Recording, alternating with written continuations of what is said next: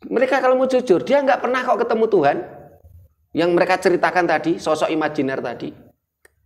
Dia cuma pernah diberitahu oleh gurunya yang dahulu, kalau ada sosok imajiner yang menciptakan Tuhan, menciptakan alam, namanya Tuhan. Berarti kalau menyembah itu ada subjek, ada objek. Bahkan mereka mengklaim katanya ya, alam semesta ini pun juga menjadi objek, dia subjek. Sehingga saya pernah baca di kitab sucinya itu apa? Manusia itu diciptakan menjadi pemimpin pemimpin di alam semesta ini. Nah, dengan konsep ini mereka cenderung apa? Dia subjek, alam semesta ini objek.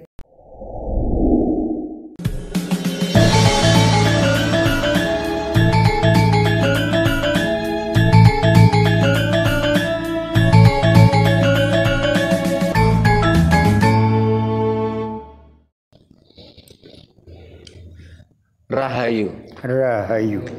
Para pemirsa Raket Prasojo TV channel yang kami hormati, selamat berjumpa kembali dalam kegiatan Yayasan Raket Prasojo, Lembaga Pengkajian, Pelestarian, dan Pengembangan Budaya Nusantara. Nah, para pemirsa, beberapa hari yang lalu ada salah satu pemirsa kita, ya anggota kita, ini bertanya, kenapa kok Yayasan Raket Prasojo itu memakai moto atau istilah pengkajian, pelestarian, dan pengembangan budaya Nusantara. Ya. Karena kita sadar betul kalau kita hanya sekedar melestarikan, ini stagnan. Padahal budaya itu tidak bisa stagnan. Dan ini ketika bicara tentang proxy war, pelestarian ini hanya bertahan dari segala serangan-serangan proxy war dari budaya Dayoh, ajaran Dayoh. Dan ini yang terjadi dilakukan oleh teman-teman kita yang lain. Mereka hanya sekedar pelestarian, mereka hanya sekedar bertahan dari berbagai serangan yang ada. Akhirnya mereka kelimpungan gitu. Tidak ada sebuah pengkajian, tidak ada sebuah pengembangan. Budaya tidak boleh stagnan, tidak boleh hanya bertahan saja. Kita perlu kedaulatan budaya. Itulah perlunya kita kaji budaya leluhur kita. Terus kita kembangkan untuk kemajuan peradaban, tetapi tanpa harus meninggalkan akar dari budaya kita.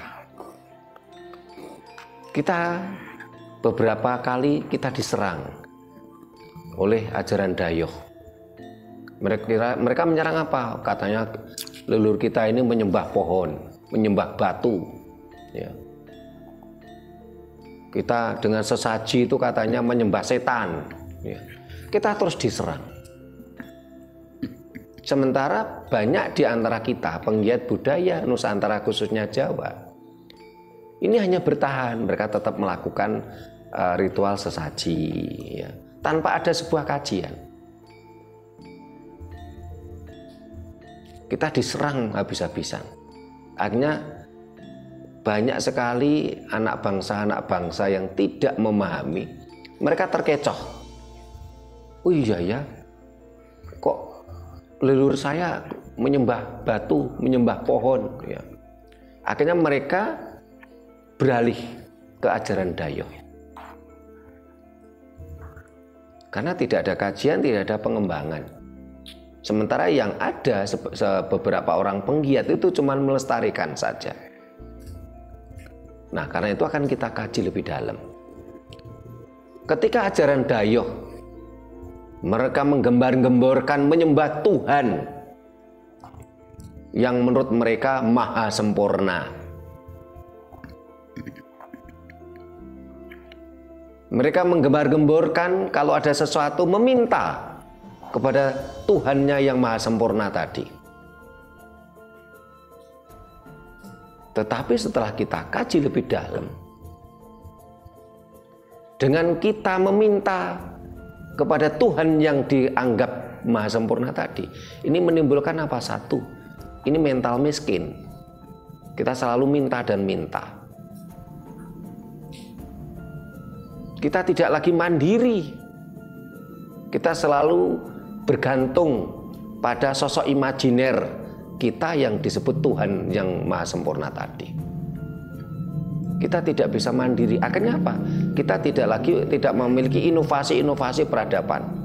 Itulah sebabnya setelah bangsa kita kedatangan ajaran Dayo, peradaban kita semakin turun drastis. Ajaran Dayo yang datang tidak memberikan nilai-nilai positif dan peradaban yang lebih baik. Mereka hanya meninggalkan yang namanya kuburan saja, tidak lebih. Coba kita renungkan, ajaran Dayo apa yang ditinggalkan? Hanya kuburan. Sementara ajaran leluhur kita sebelum datangnya ajaran Dayo, kita memiliki banyak peradaban-peradaban yang lebih maju. Kita mampu menguasai sepertiga dunia. Karena kita tidak bergantung pada sosok imajiner tadi. Ajaran Dayo mengatakan apa? Kok sombong banget kamu? Tidak minta kepada Tuhan. Nah, ini konsep mereka. Supaya kita selalu meminta dan meminta. Kita mental miskin. Kita mental budak. Hanya meminta dan meminta. Di sisi lain, mereka menyerang kita lagi.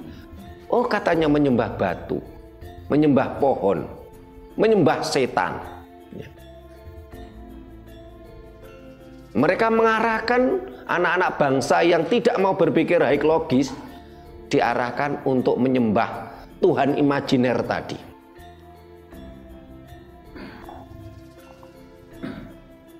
Padahal dari kosakatanya ini menunjuk pada salah satu planet.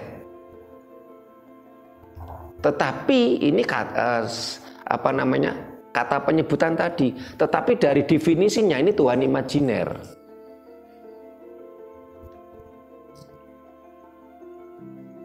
Tuhan imajiner, bahkan ketika saya pelajari di kitab sucinya, Tuhan imajiner mereka tuh lucu-lucu gitu loh. Tuhan digambarkan punya mata, punya tangan, punya pantat yang duduk di kursi, tapi tidak punya kepala gitu loh.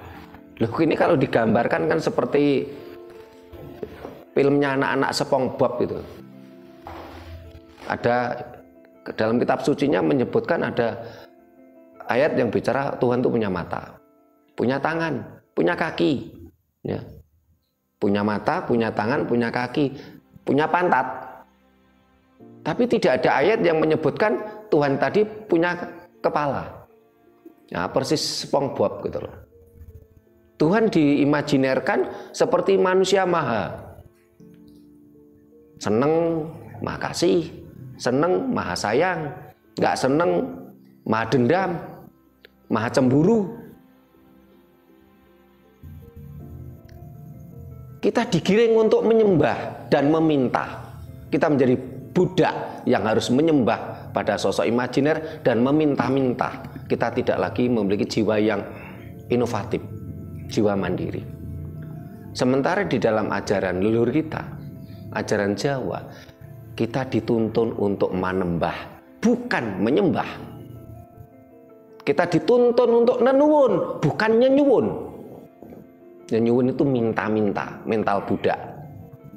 Karena itulah sejak ajaran leluhur kita, Gomo Buddhi Siwa Buddha hancur, ditinggalkan. Ya bukan hancur, siapa istilahnya punah ya. Kalau ajaran nggak mungkin hancur. Ajaran itu punah karena ditinggalkan anak cucunya. Bangsa kita semakin terpuruk.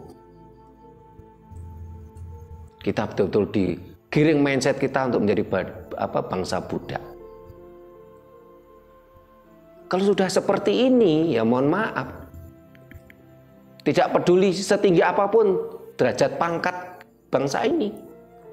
Tidak peduli setinggi apapun gelarnya, ya bodoh mendadak.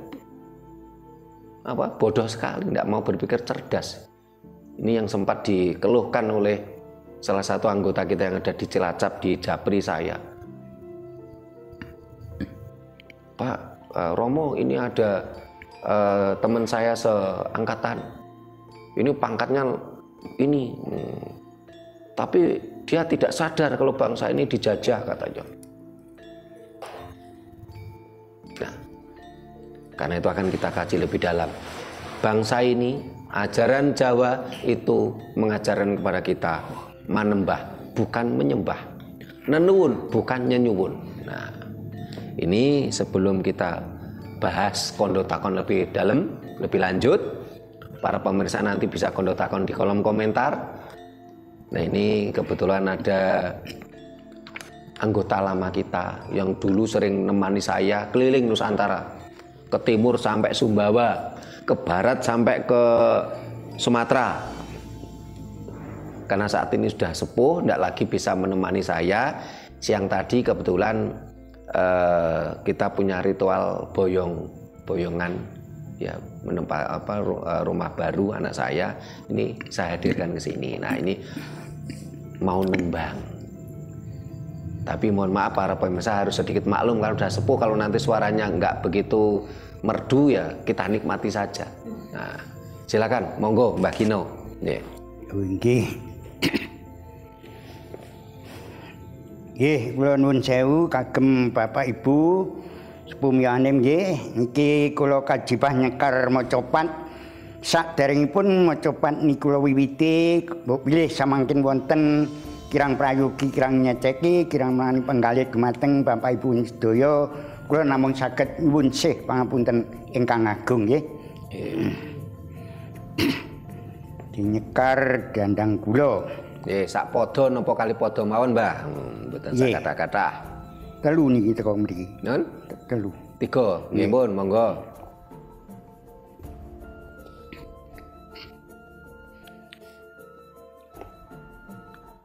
Ana kidung rumaksa ing wengi teka hayu luput ing lara luput pilai kabeh cetan datan purun panaluan tan ana wani miwa panggawe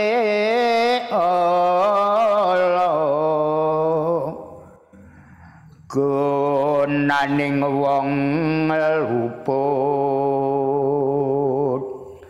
geni atmaing tirta maling adotan ana ngarah ing mami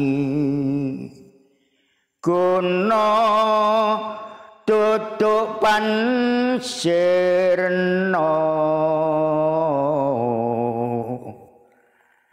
saking lara pansamya bali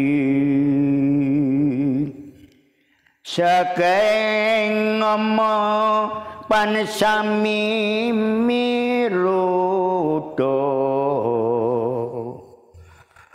welas ase pandulune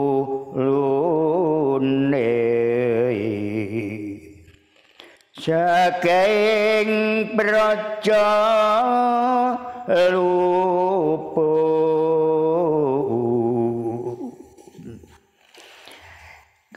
katikapo tomi paning wasi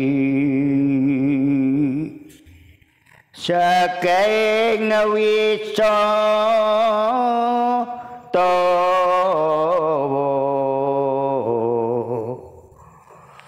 satu galak tutut kayu aing lemah sangar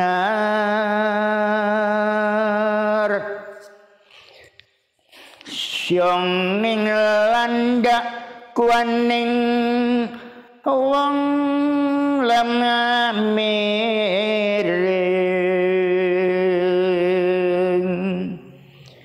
nyang pake poning marah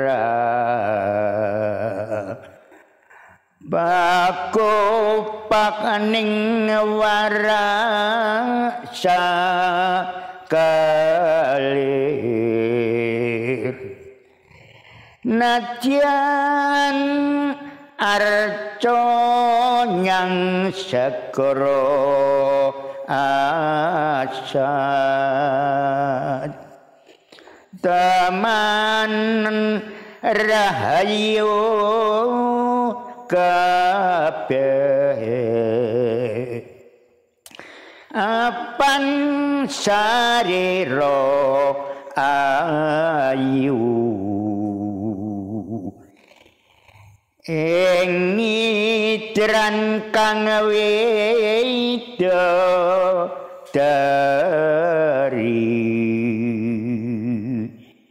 rina sopa malaikat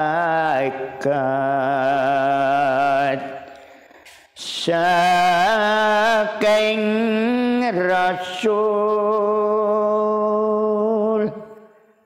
pantati sarira tunggal. Ampun, matur nuwun. Nggih, matur nuwun Mbah Gino. Nah, para pemirsa yang saya hormati, demikian tadi Mbah Gino nembang, nyekar, walaupun sudah tua ya, walaupun suaranya ya sak gaduk tapi ya bisa untuk wejangan untuk kita semua yang muda ini tadi. Nah, para pemirsa, kita kembali ke bahasan kita. Ya. Ajaran Jawa menembah bukan menyembah, nenuwun bukan nyenyuwun. Nah, tadi sudah saya kasih prolog. Bagi para pemirsa bisa kontak di kolom komentar. Nah, ini yang ada di Sanggar Budaya Raket Prasojo. Siapa dulu ini yang mulai kontak? Mas Doni dulu. Silakan. Bu Nani. Oh, Bu Nani dulu. Monggo. Sing sepuh dulu. Rahayu.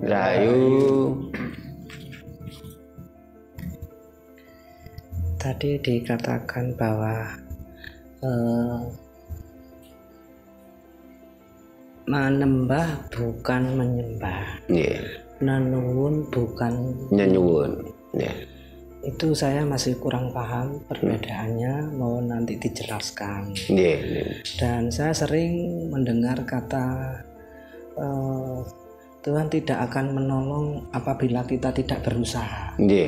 Nah, sesuatu yang kita peroleh, sesuatu yang bisa kita nikmati, kita kumpulkan, itu kan dari usaha kita. Nah, kalau sudah begitu, di mana peran Tuhan itu? Cukup itu dulu nanti. Rahayu. Rahayu. Terima kasih Bu Nani. Nah, Pak Ki, Dereng, Mas Doni sama Mas Anton, silakan. Mas Anton dulu. Mas Anton. Yes. Mas Doni ini mantap terakhir. Monggo Mas Anton. Rahayu. Di dalam menembah, dalam ajaran Jawa, apakah ada saat melakukan menembah, apakah ada arah kiblat saat kita melakukan menembah? Terima kasih Mas Anton. Ini Mas Doni masih menyiapkan kondotakon yang udah langsung sekali. Oh, silakan. Monggo. Ya.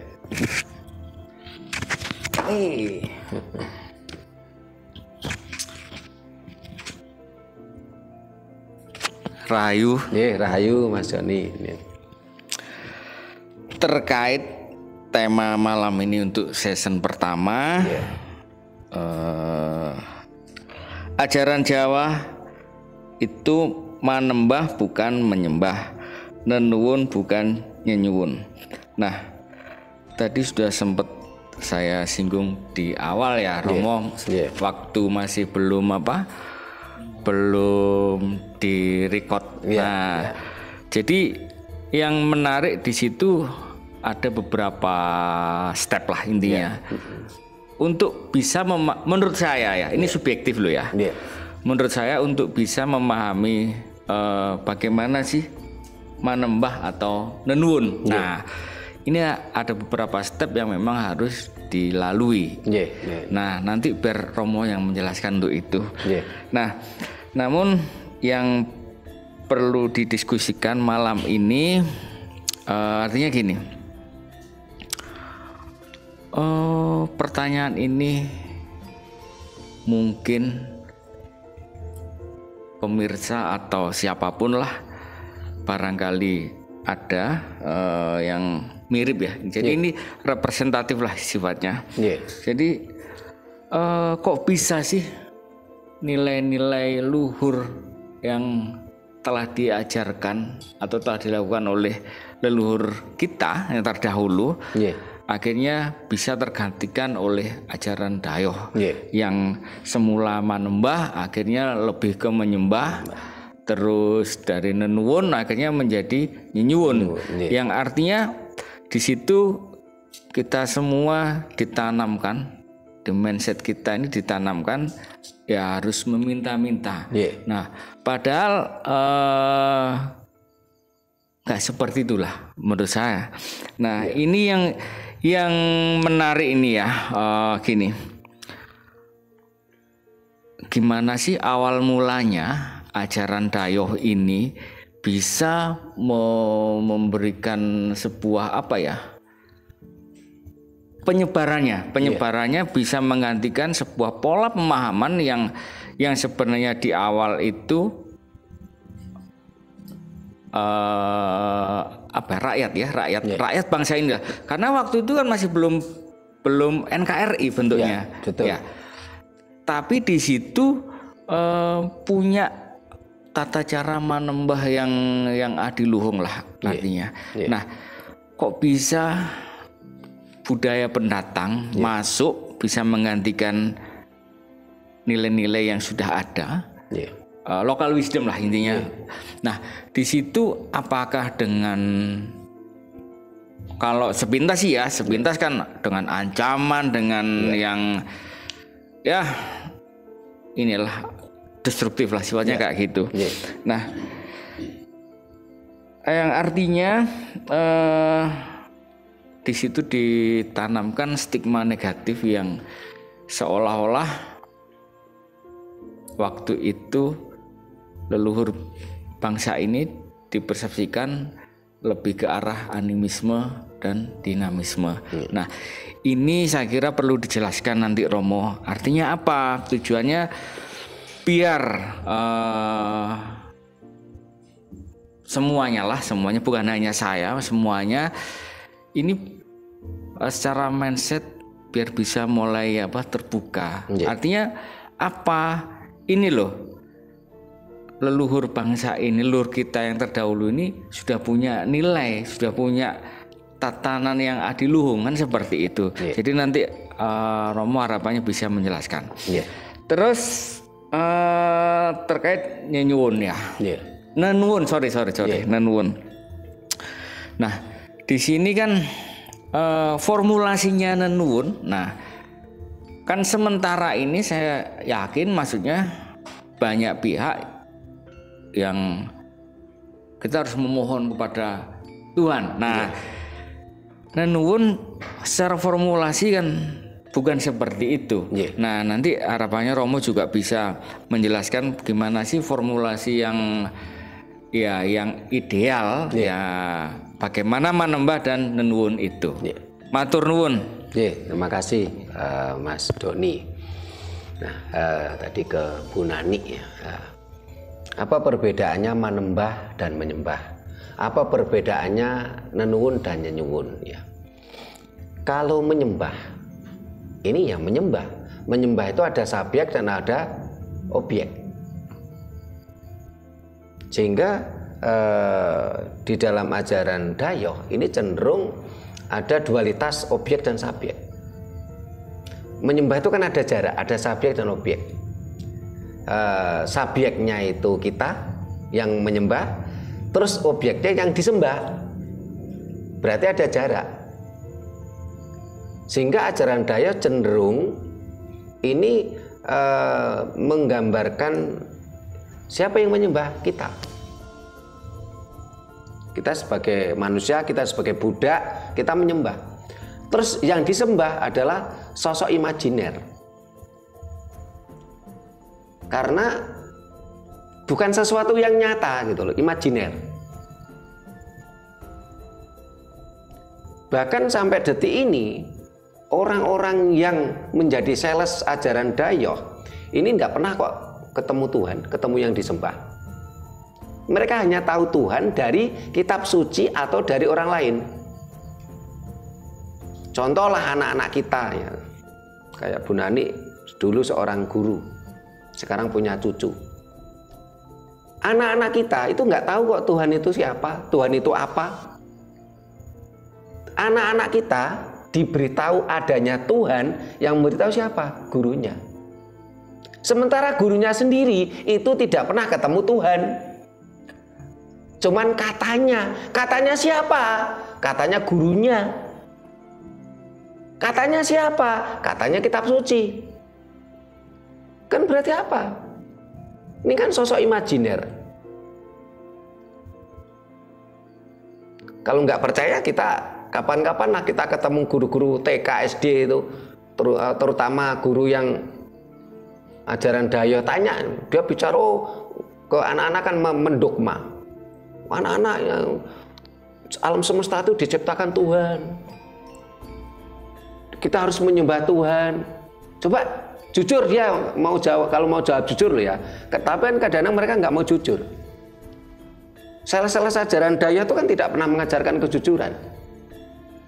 Hanya klaim sepihak. Ya. Mereka kalau mau jujur, dia nggak pernah kok ketemu Tuhan. Yang mereka ceritakan tadi, sosok imajiner tadi. Dia cuma pernah diberitahu oleh gurunya yang dahulu kalau ada sosok imajiner yang menciptakan Tuhan, menciptakan alam, namanya Tuhan. Berarti kalau menyembah itu ada subjek, ada objek. Bahkan mereka mengklaim katanya ya, alam semesta ini pun juga menjadi objek, dia subjek. Sehingga saya pernah baca di kitab sucinya itu apa? Manusia itu diciptakan menjadi pemimpin pemimpin di alam semesta ini. Nah, dengan konsep ini mereka cenderung apa? Dia subjek, alam semesta ini objek. Dengan konsep ini, jangankan kok 100 orang, kita berenam ini bengkerengan, konflik. Oh, saya pemimpin loh ya, Mas Doni harus nurut saya, Bu Nani harus nurut saya. Lah Mas Doni juga begitu. Oh, enggak bisa, Pak Sutrimo, saya yang pemimpin. Pak Sutrimo, Bu Nani harus nurut saya. Coba kalau dengan konsep ini. Itulah sebabnya ketika saya pelajari ajaran Dayoh ini dimanapun berada selalu muncul konflik. Bahkan di sumbernya sono, mulai dari zaman Bahula sampai sekarang selalu konflik. Karena esensi dasar ajaran mereka menganggap manusia sebagai subjek, alam semesta menjadi objek. Coba kita perhatikan, kita mau kalau bicara mau jujur ya dengan hati nurani. Di mana ada ajaran ini, di situ pasti muncul konflik. Kalau nggak konflik dengan beda agama, konflik sesama agama. Selalu penuh konflik.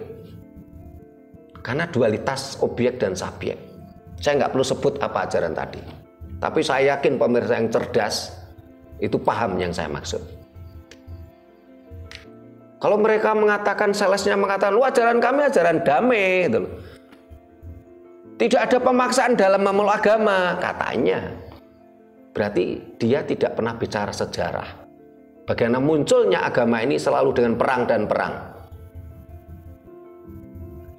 Bahkan kalau kita di toko buku itu ada itu sejarah ini dengan dengan penaklukan, dengan perang dan perang.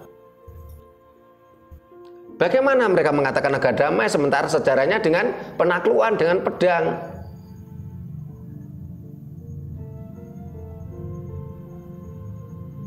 Bagaimana mereka mengatakan katanya beragama tidak ada paksaan, kenyataannya ada intimidasi.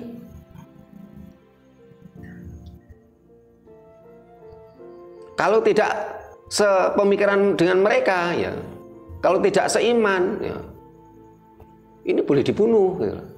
Ini kan pemaksaan secara tidak langsung. Mereka menganggap dirinya dan kelompoknya paling benar, paling dekat dengan Tuhan, sementara Tuhannya imajiner.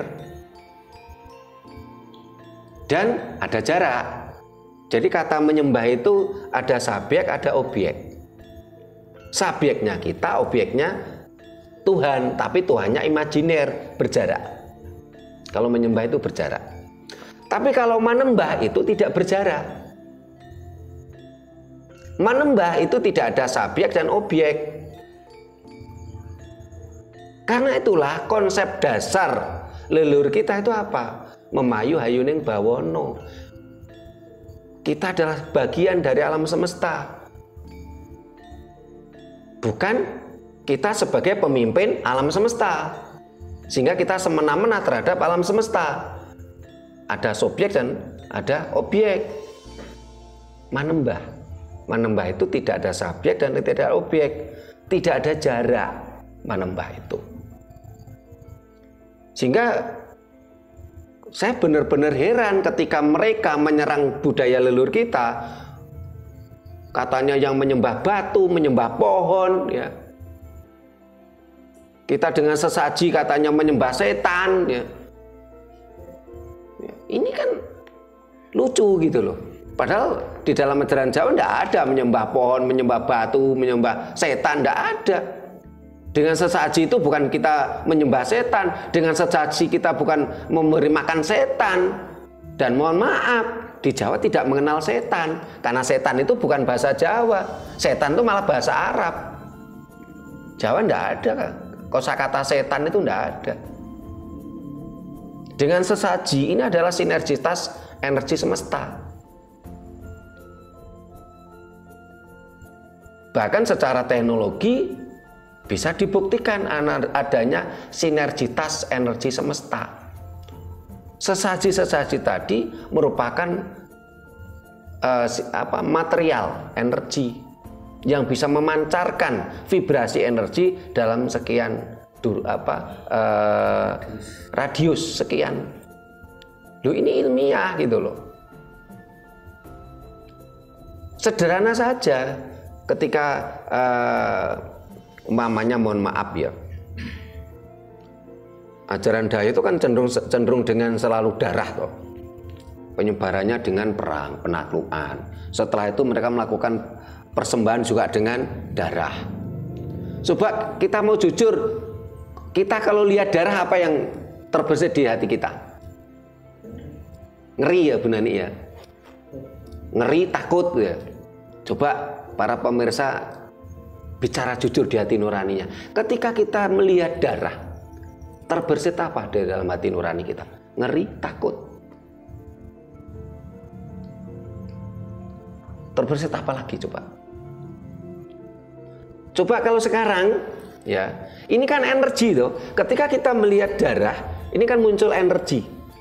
Kita merasa ngeri, miris, takut, itu kan energi tuh. Itu energi negatif. Coba sekarang kita hati nurani kita bicara. Kalau kita lihat cok bakal ya, di situ ada beras, ada kacang hijau, ada kacang kedelai, terus ada cikalan, ada telur, terbersit apa? kedamaian. Kenapa? Karena kita butuh beras untuk makan. Coba, ini energi positif gitu loh. Cok bakal itu kan mesti isinya itu. Beras, kacang hijau, kedelai, jagung, cikalan, telur. Kalau orang melihat cok bakal kok muncul isanya tuh kebencian, ini berarti yang error hatinya. Apa katanya Bu Nani katanya pekok katanya. Kenapa kok Anda muncul kebencian? Emang Anda nggak makan beras? Coba jujur, kita orang Indonesia masih makan beras gitu loh. Karena ketika bicara cok bakal ada beras, ya karena kita di Indonesia. Kalau umpamanya sebagai contoh orang di Amerika Latin sana ya belum tentu beras cok bakalnya, bisa jadi ya bulgur ya. Kalau Anda melihat cok bakal kok muncul kebencian, hati Anda yang rusak gitu loh. Secara natural ya, secara alami orang lihat cok bakal berarti muncul energi positif. Kenapa? Kita selalu makan beras ya. Telur akan muncul apa? Energi positif. Telur dibuat lauk atau apa? Jadi netas menjadi ayam, energi positif. Tapi kalau darah, ini energi gitu loh. Jadi itu bedanya menyembah dan menembah. Terus apa bedanya nyenyuwun dan nenuwun? Nyuwun itu minta. Ya. Kalau ajaran Dayak kan cenderung tadi menyembah dan minta. Menjadikan bangsa kita menjadi bangsa mental budak, mental pengemis, mental miskin. Karena itulah sejak ajaran leluhur kita ini tidak lagi ada di hati secara utuh di hati kita, kita terperosok. Kita menjadi bangsa budak, bangsa bangsa yang selalu bermental budak dan miskin. Kita tidak lagi mampu membuat peradaban maju. Dan itu fakta gitu loh. Bahkan semenjak datangnya ajaran Dayak itu kan tidak ada peradaban yang bisa kita banggakan. Peninggalan mereka hanya kuburan dan kuburan di mana-mana. Sehingga tidak heran akhirnya mereka memunculkan kuburan palsu.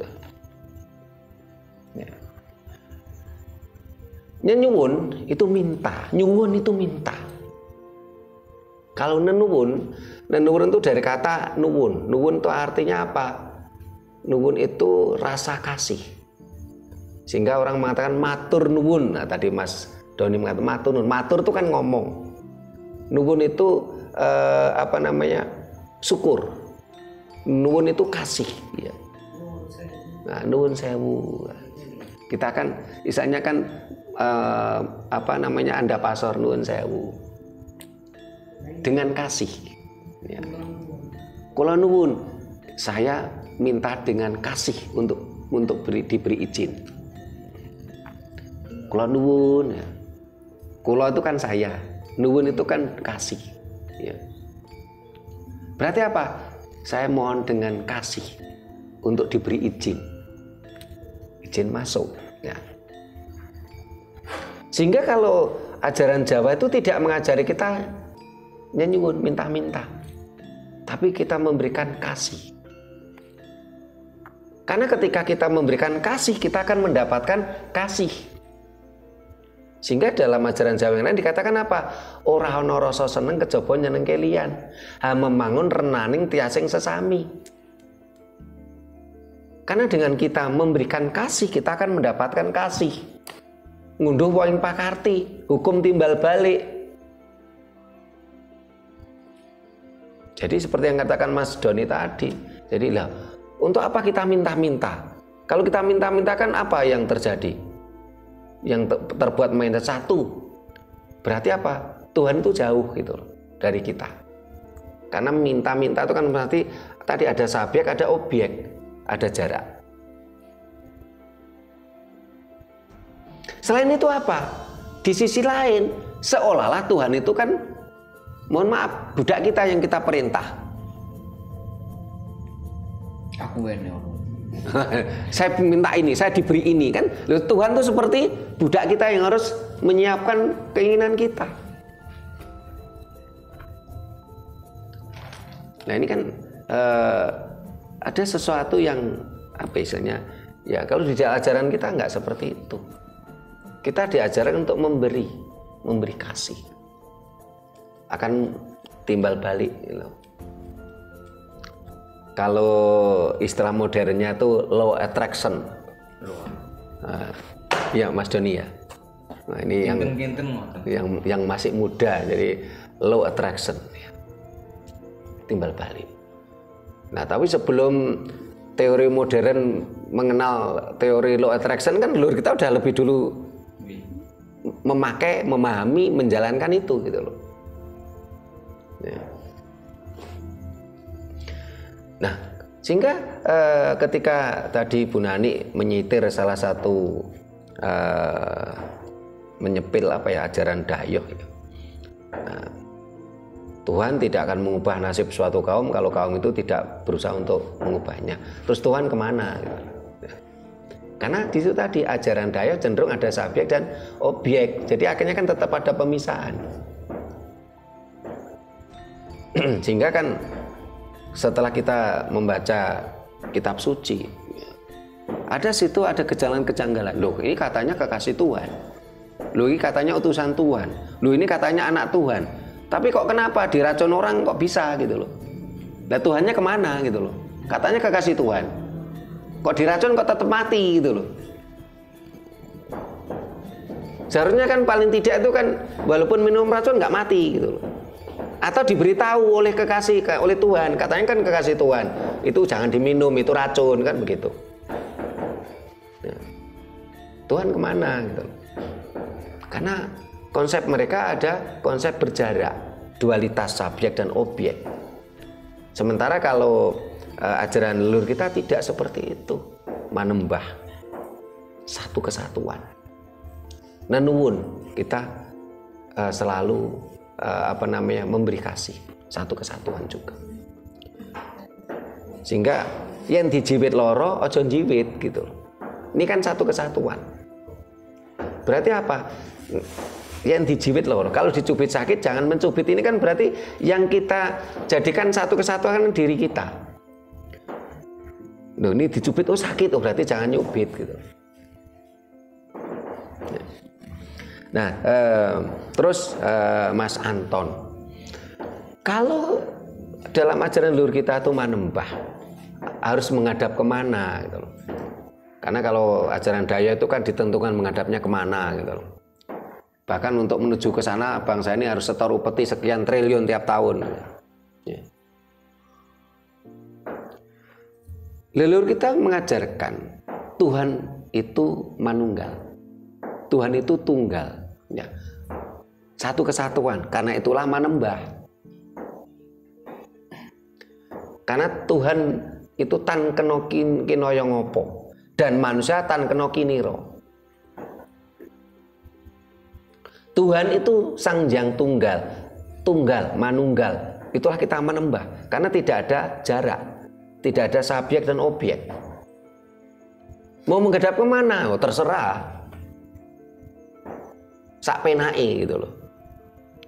Sehingga kita bersembahyang yo sak penake, kita menghadap kemana yo sak kepenake, kita memakai bahasa apa yo sak kepenake gitu loh.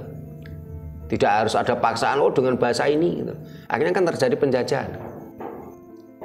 Karena ada paksaan harus dengan bahasa ini gitu loh. Kalau nggak pakai bahasa ini salah gitu loh. Tidak diterima oleh Tuhan. Ya. Ini kan akhirnya terjadi penjajahan antara bangsa. Loh, kalau seperti ini, terus seorang yang berjiwa prajurit kok nggak paham, ya kan nemenan gitu loh. Ini yang dikeluhkan oleh namanya Pak Ras Kartono dari Cilacap. Ya. Di sisi lain, ini juga sebenarnya kalau menurut saya ini mengecilkan Tuhan. Tapi karena di dalam ajaran mereka Tuhan itu kan sosok imajiner ciptaan mereka sendiri, sehingga akhirnya kan mereka kecilkan sendiri. Dengan cara apa? Tuhan hanya paham satu bahasa. Sementara kalau ajaran leluhur kita apa? Bersembayang so sak kepenake, nggih. Sing penting ojo nglarani liyan, jangan menyakiti orang, jangan menipu orang, ya. Sehingga kita lebih utamakan apa? Sebelum kita bicara Tuhan, ya kita lebih baik bicara manusia dulu.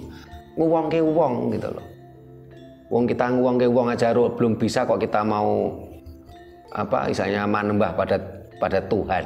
Ini sesuatu yang ngomong kosong gitu loh. Kenapa? Loh Tuhan imajiner. Bagaimana dia mau menyembah? Sementara sesama manusia itu yang kelihatan nyata toh. Kita aja belum bisa nguwongke wong. Seringkali hanya berbeda pemahaman, berbeda pikiran, mereka saling bunuh gitu loh. Hanya berbeda keyakinan. Memanusiakan manusia saja belum bisa gitu. Sehingga kalau di dalam ajaran Jawa ya Mas Anton, kita menembah itu tidak ditentukan mau menghadap kemana. Tuhan ada di mana-mana. Tuhan selalu memenuhi ruang dan waktu. Sehingga saya sangat kadang-kadang ketawa geli ketika saya melihat di televisi banyak tokoh-tokoh agama Dayak itu mengatakan apa? Semua saya serahkan pada yang di atas. Loh, saya ketawa dalam hati. Tuhan kok di atas? Kalau mereka mengatakan saya serahkan kepada yang di atas dalam artian Tuhan, berarti apa? Tuhan itu begitu jauh gitu loh. Duduk di singgasana gitu loh. Jauh di singgasana di langit Sabtuju gitu loh. Nah, kalau kita bicara yang di atas tuh banyak sekali loh. Ada bintang, ada bulan di atas itu. Terus ada dedaunan, ada burung. Oh, di sini ada asbes gitu. Ada atap gitu.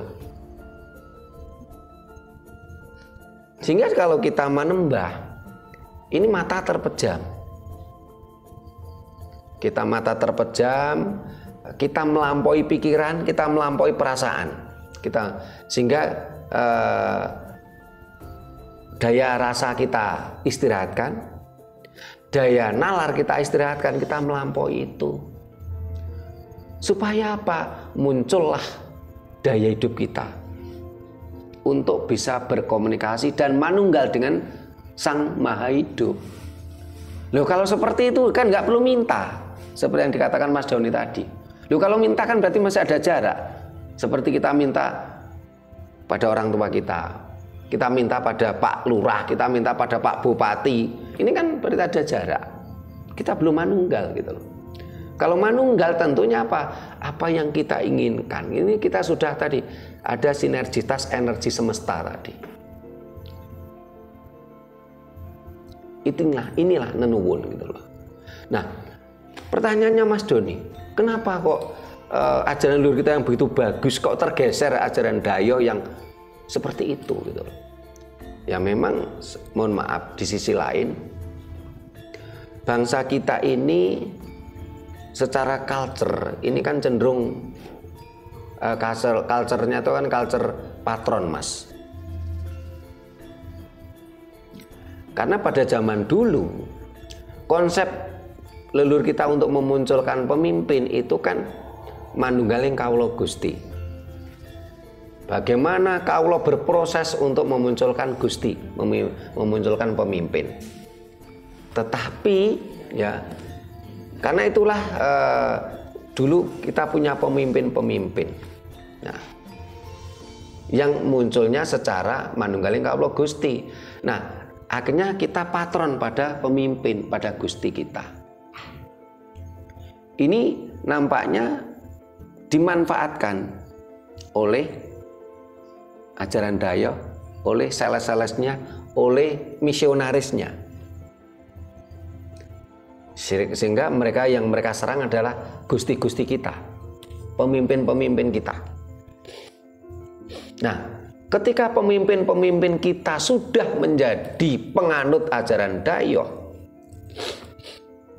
mereka berpikir untuk merubah ajaran leluhur kita yang manembah dan nenuwun menjadi menyembah dan meminta. Tetapi kalau kita lihat fakta di lapangan, Mas Doni, ini ajaran Dayo ini hanya pada level elit saja sampai detik ini. Fakta di lapangan ini ajaran Dayo itu belum membumi sampai detik ini. Karena itulah yang banyak dan mayoritas adalah agama KTP. Banyak di antara kita yang sembunyi-sembunyi, ya bersembunyi di tempat terang, melakukan berbagai ajaran leluhurnya. Tetapi di KTP mereka sudah tertera ajaran Dayo. Ini fakta di lapangan. Inilah kalau saya lihat ini silent majority agama KTP. Ini tinggal tunggu waktunya tiba. Ini semua nanti akan berubah. Sehingga bagi kita ini, kita nggak perlu merasa minoritas. Kita ini silent majority kok. Sementara yang mabuk ajaran Dayo itu kalau saya lihat minoritas sekali malah. Cuman mereka berani teriak. Kenapa kok mereka berani teriak? Karena mereka diiming-imingi oleh ajaran mereka.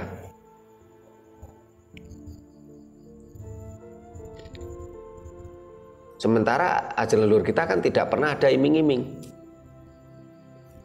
Karena yang dimunculkan adalah kesadaran.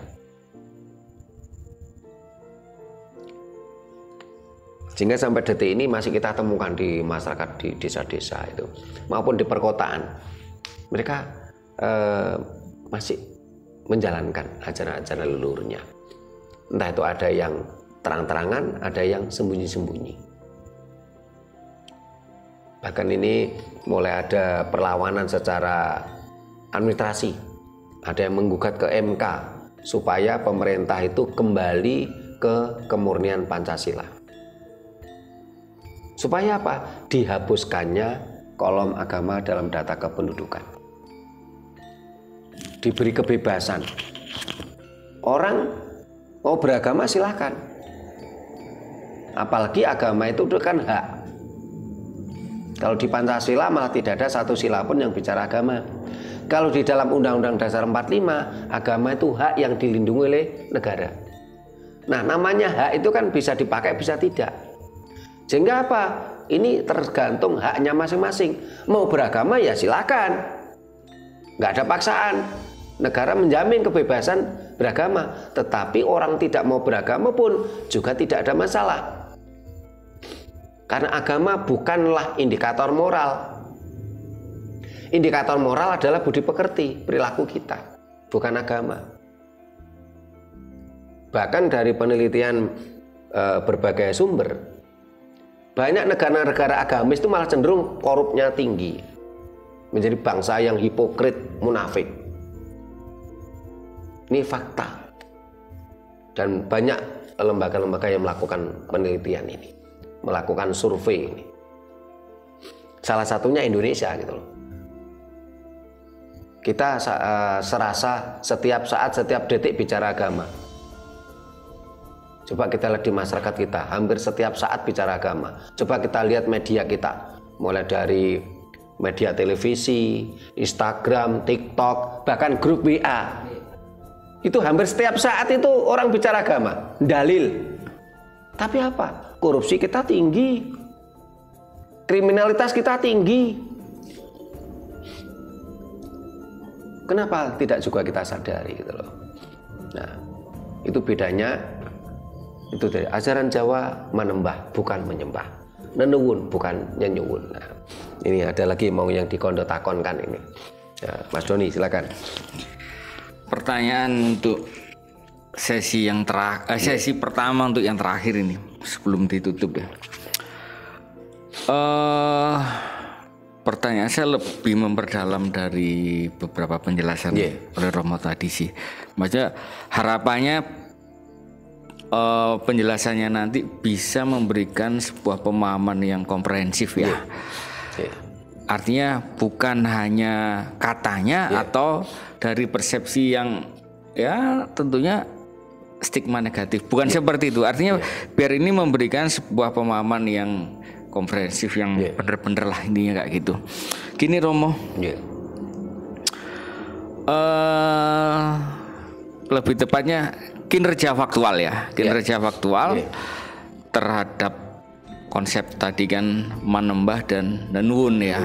Nah di situ kan ada sebuah tatanan yang diugemi lah intinya, yang diugemi oleh ya kita bicara skop ini dahulu dan sekarang. Jadi yang diugemi oleh orang yang masih ngugemi ya. Diugemi oleh orang yang masih ngugemi. Contohnya gini, tradisi metik mau panen padi kan mau metik ada ritual dulu metik atau misalnya mau kawin ya, ada prosesi perkawinan.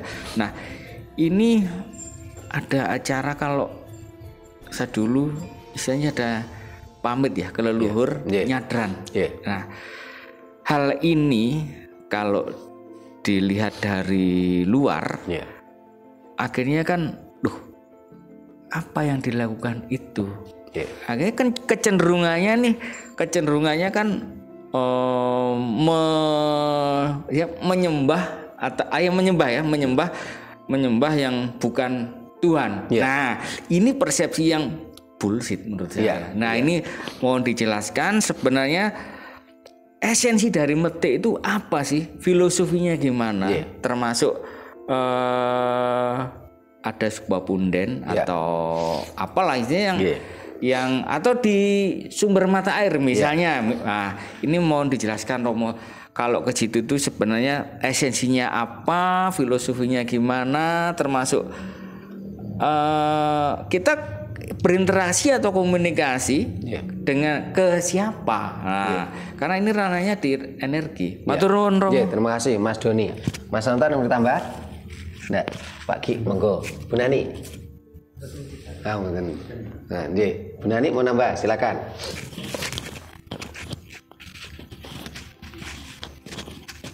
Menurut saya ini sebetulnya saya ini mau ngomong itu takut. Ini misalnya saya punya anak atau cucu yang mau jatuh. Siapa saja yang dekat dengan saya pasti saya lindungi. Karena saya takut cucu saya jatuh, mau mau ketabrak mobil misalnya. Itu pasti saya lindungi karena saya ada. Saya neneknya atau orang tuanya. Sekarang kalau tadi dibicarakan masalah kekasih Tuhan, utusan Tuhan, Tuhan itu maha adil, maha penyayang, maha melindungi. Nah tapi menurut saya itu apa ada sih itu sebetulnya Tuhan itu. Nah kalau tadi saya tanya kemana Tuhan, sekarang adakah Tuhan itu? Hanya itu, terima kasih. Terima kasih Bu Nani. Ini kita balik Bu Nani dulu. Tadi Bu Nani menceritakan entah itu cucunya, entah itu anaknya yang mau kecebur jurang, mau ketabrak mobil aja dilindungi. Nah, karena Bu Nani ada dan itu itu anak Bu Nani atau cucu Bu Nani. Ini contohnya aja. Sementara di dalam ajaran Dayo kan mereka mengklaim katanya ini utusan Tuhan. Mengklaim katanya kekasih Tuhan. Kenapa ketika ada orang yang mau membunuhnya dengan diracun, kok nggak dilindungi gitu loh? Tuhannya kemana? Terus Tuhan itu ada atau tidak sebenarnya? Ya kalau kita mau jujur, lah Tuhan mereka kan hasil imajiner. Ya Tuhan imajiner adanya ya cuma ada di imajinasi mereka. Kalau imajinasi mereka tidak memunculkan sosok imajiner Tuhan, ya tidak ada Tuhan tadi. Terus kalau saya bilang tidak ada gitu salah atau tidak? Ya nggak salah, karena Bu Nani tidak berimajiner tentang Tuhan. Karena di dalam video kita yang lain, kita membuat video judulnya apa? Tuhan menurut personal atau menurut pribadi, Tuhan menurut agama, dan Tuhan semesta. Jadi ada Tuhan menurut pribadi kita masing-masing, kita berimajinasi, berimajiner. Ada Tuhan menurut agama. Ya kalau Tuhan menurut agama ya tentunya Tuhan tadi beragama sesuai agama tadi. Tapi kalau Tuhan semesta ya tentunya itu tan kena kinaya ngopo, tak terperkirakan gitu loh. Kalau masih terperkirakan kan masih seperti imajinernya si manusia tadi. Ya. Karena kalau itu ya, kalau tidak percaya secara umum, kalau tidak percaya dengan adanya Tuhan itu karena imane kuali, imane wis hilang gitu. Jadi kita jadi secara apa, kalau pergaulan bilang seperti itu takut gitu. Akhirnya seperti disudutkan gitu. Ya memang kalau kita bicara dengan kebenaran itu kan tadi ada kebenaran subjektif, ada kebenaran objektif, ada kebenaran sejati. Di luar sana memang banyak orang yang mabuk. Sehingga kalau kita mau mengatakan Tuhan itu tidak ada, apakah salah? Tidak. Kalau orang yang mengatakan itu berarti imannya kualik. Ya iyalah, kata iman itu kan percaya. Sementara Bu Nani sudah tidak percaya pada adanya Tuhan. Ya memang kan tidak lagi iman loh. Apakah itu salah? Tidak. Bu Nani menjadi salah ketika Bu Nani menyakiti orang lain. Bu Nani mengambil milik orang lain karena terkait dengan orang lain. Ngunduh wong pakarti, karma pala. Tapi kalau Bu Nani tidak percaya Tuhan, siapa yang dirugikan? Nggak ada yang dirugikan kok. Tapi kalau Bu Nani mengambil milik orang lain kan merugikan orang lain. Kalau Bu Nani menyakiti orang lain, Bu Nani berarti kan merugikan orang lain, berdampak negatif pada orang lain. Tapi kalau Bu Nani nggak percaya pada Tuhan, siapa yang dirugikan? Nggak ada kok. Karena itulah di dalam ajaran leluhur kita, terus akhirnya terformula ya oleh Bung Karno menjadi Pancasila. Itu kan ketuhanan yang Maha Esa. Dengan sila Pancasila, sila pertama, bangsa Indonesia ini tidak beragama, tidak masalah. Yang penting bertuhan. Tetapi Tuhannya bukan Tuhan pribadi, bukan Tuhan agama, tapi Tuhan semesta.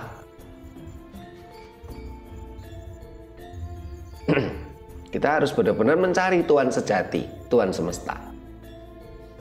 Nah, kalau menurut Pancasila, sila kedua, kemanusiaan yang adil dan beradab, orang Indonesia ini tidak beragama, tidak bertuhan pun nggak masalah.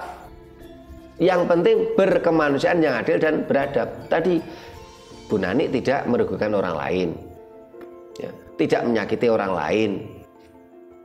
Ya. Bu Nani selalu memberikan kasih pada orang lain, kemanusiaan yang adil dan beradab. Bagus itu. Cuman permasalahannya ketika suatu bangsa masih mabuk agama, itu belum siap dengan pemikiran-pemikiran seperti ini.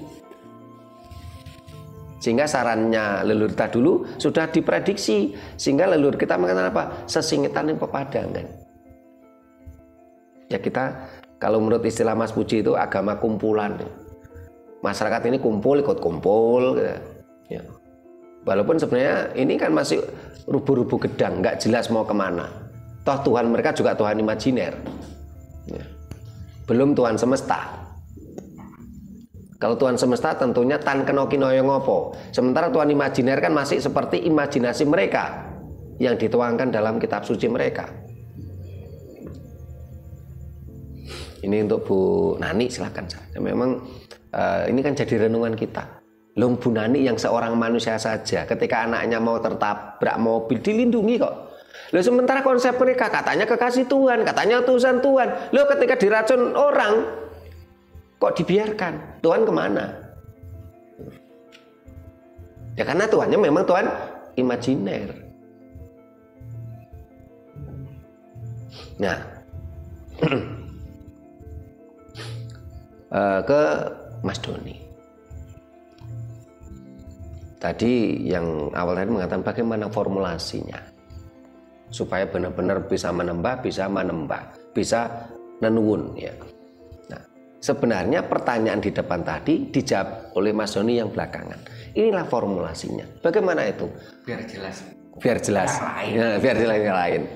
Ini formulasinya kan contoh orang Jawa itu di punden, di mata air dengan sesaji. Ya. Ini formulasi. Bagaimana kita mensinergikan energi mikro ya, yang berupa makanan-makanan tadi yang kita buat sesaji dengan energi semesta. Nah, ketika kita memberikan sesaji itu kan nggak cuman sesaji. Ini kita pernah bahas di video lain ya. Dengan sesaji tadi, walaupun tidak kita doakan, ini sudah muncul energi karena ini material akan memancarkan energi. Tetapi leluhur kita selalu ada doa material yang memunculkan energi, terus ada doa secara lisan yang memunculkan energi juga.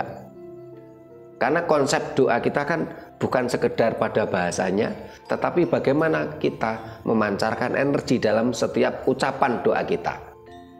Setelah itu juga kita biasanya samadhi untuk memancarkan energi dalam mikro kita untuk bersinergi dengan energi semesta juga. Jadi tidak ada itu sesaji makan setan, itu tidak ada. Ini adalah upaya mensinergikan. Yang gambaran tadi saya katakan, coba kita lihat cok bakal. Kalau kita mengadakan sesaji kan pasti ada cok bakalnya. Hanya orang munafik melihat sesajen itu muncul kebencian. Orang kalau mau jujur melihat sesaji itu pasti ada rasa damai, ada rasa tentram. Kenapa? Lihat beras, lihat kacang hijau, lihat kedelai, lihat telur. Tapi coba kalau kita lihat darah. Ini kan kadang-kadang mereka tuh munafik gitu. Ajaran mereka diajarkan dengan pedang, penaklukan dengan darah. Setiap tahun mereka melakukan persembahan dengan darah. Coba kalau kita lihat darah, pasti terbersit rasa ngeri, miris, takut. Berbeda dengan kita lihat sesaji tadi, sesaji, cok bakal. Ini kan formulasi toh nih Mas Joni. Ya. Terus tadi Mas Joni memberikan contoh metil. Ketika metil ada bahasa daerah lain mengatakan metil, ada yang mengatakan metik ya.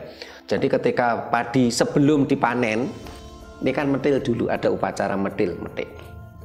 Di situ kita dengan sesaji juga makanan-makanan. Di situ ada formulasi tentang sinergitas juga. Ketika kita dengan makanan tadi, sesaji tadi kan kita doain. Ada yang kita makan kembali, kita bawa pulang.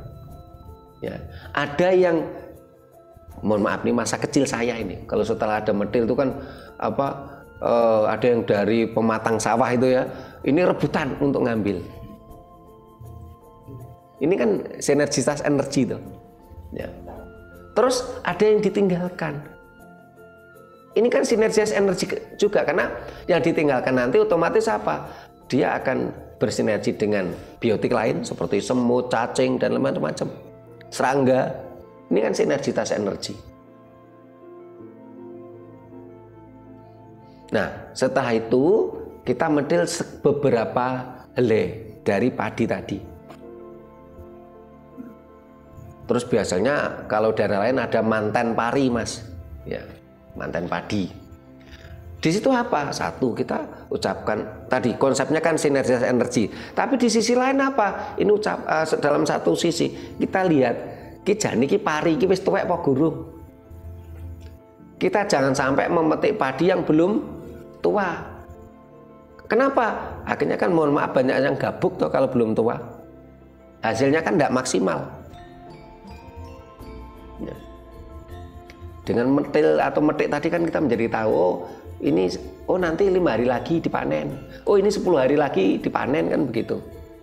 Kan metil atau metik itu kan sebelum panen. Ya. Nah ini metil atau metik ya di punden kan seperti itu. Ada sinergitas energi. Leluhur kita tuh kan udah begitu luar biasa toh. ilmu pemahaman energinya.